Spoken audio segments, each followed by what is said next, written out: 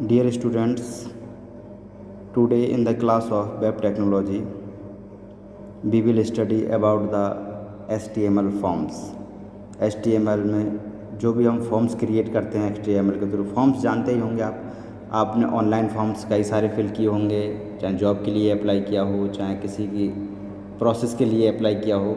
ठीक है, तो जो फॉर्म्स हम देखते हैं, जब मान लीजिए किसी जॉब के लिए हम अप्लाई कर रहे हैं, तो उसमें जो फॉर्म हमारे पास ओपन होगा आता है, जिसमें हम एंट्रीज होती हैं, जैसे कि नेम की एंट्री है, date of birth, father name, qualification, इस तरह की जो एंट्रीज होती हैं, उस तरह का फॉर्म कैसे हम क्रिएट करते हैं HTML में, उसके बारे में हम इसमें बात करेंगे।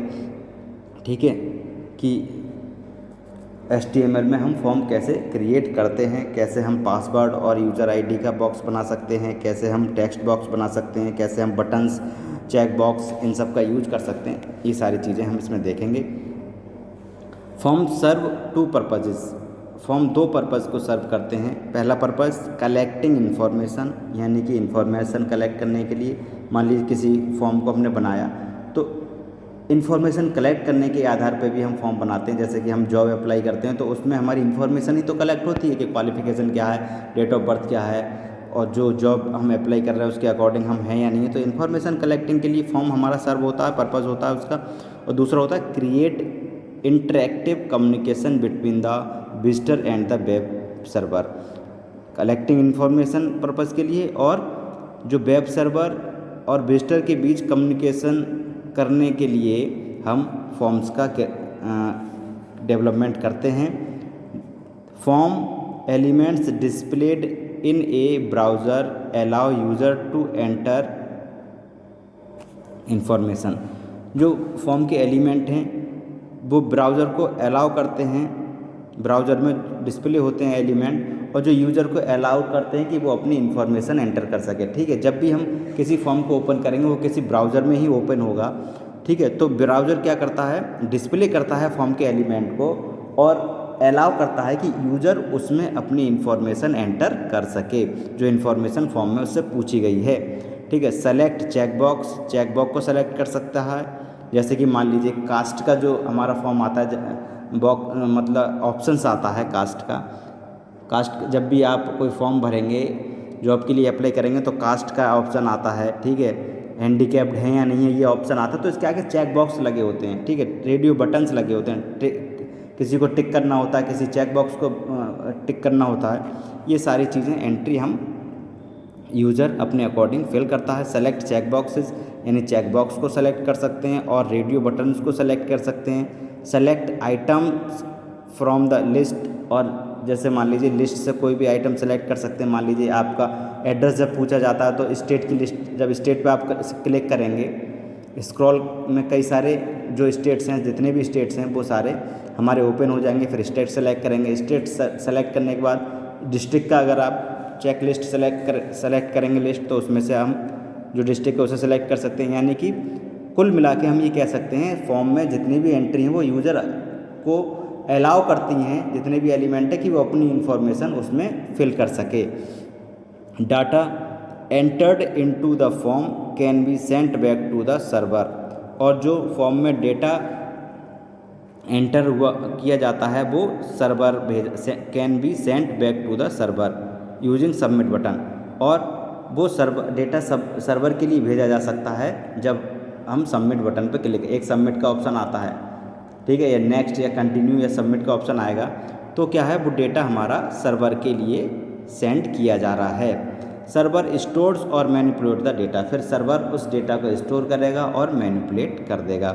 ठीक है, तो ये होते हैं फॉर्म। अब फॉर्म जब हम क्रिएट करेंगे तो सबसे पहला जो टैग आएगा फॉर्म टैग, तो हम देखेंगे अभी फॉर्म टैग उसके एट्रीब्यूट के बारे में। तो form tag specifies the beginning of the form definition.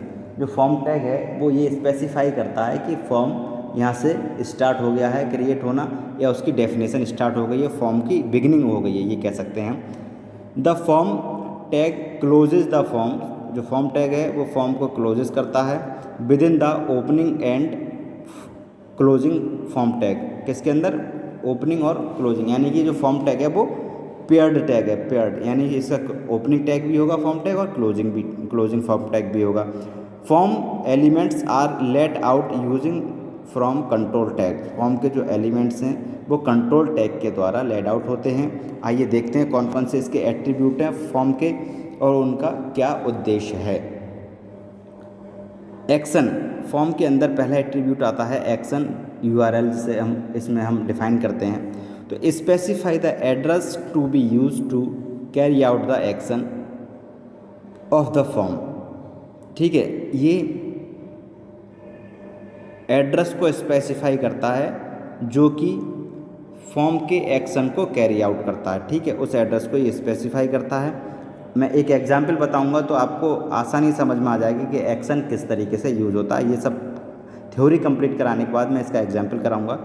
If none is specified the base URL of the document is used. अगर कोई भी यूआरएल स्पेसिफाइड नहीं है, कोई एड्रेस स्पेसिफाइड नहीं किया है, तो जो बेस यूआरएल है डॉक्यूमेंट का वो यूज होता है। ठीक है, मेथड इक्वल टू गेट और पोस्ट, यानी कि मेथड हम गेट कर सकते हैं, पोस्ट कर सकते हैं। दो तरीके से मेथड को यूज़ किया जा सकता है। मेथड एट्रीब्यूट को indicates how the form data should be send to the server. ये इंडिकेट करता है कि सर्वर के लिए डेटा कैसे सेंड किया जा रहा है। आइदर गेट और पोस्ट, डेटा को गेट भी कर सकते हैं, पोस्ट भी कर सकते हैं। Get appends the argument to the action URL.